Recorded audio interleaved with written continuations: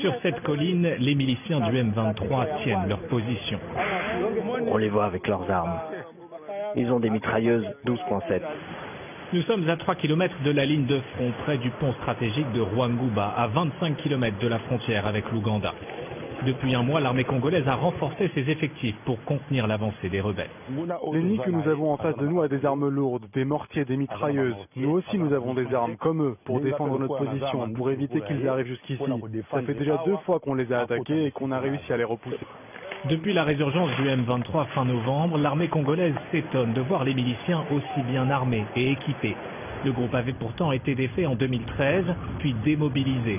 Pour les FRDC, pas de doute, le M23 bénéficie du soutien des pays voisins. Au fur et à mesure que nous sommes entrés en contact avec l'ennemi, on s'est rendu compte que c'était bel et bien l'armée rwandaise qui appuyait cet ennemi et que la guerre que nous menait ce groupe par les M23 n'était qu'une guerre par procuration. Il y a 10 ans, le Rwanda soutenait déjà le M23 et avait été publiquement condamné par l'ONU.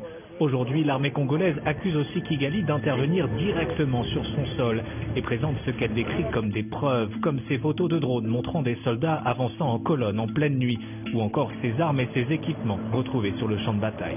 Vous voyez que ce sont les bords des Rwanda Defense Force. Nous avons récupéré tout ça lors de nos batailles. Ça, ce sont des casques utilisés par les unités spéciales des Rwanda Defense Force. Fin mai, 2 soldats rwandais avaient aussi été arrêtés au Nord Kivu avant d'être libérés et remis à Kigali. Ni l'ambassadeur du Rwanda en RDC, ni le porte-parole de l'armée rwandaise n'ont souhaité répondre à nos questions.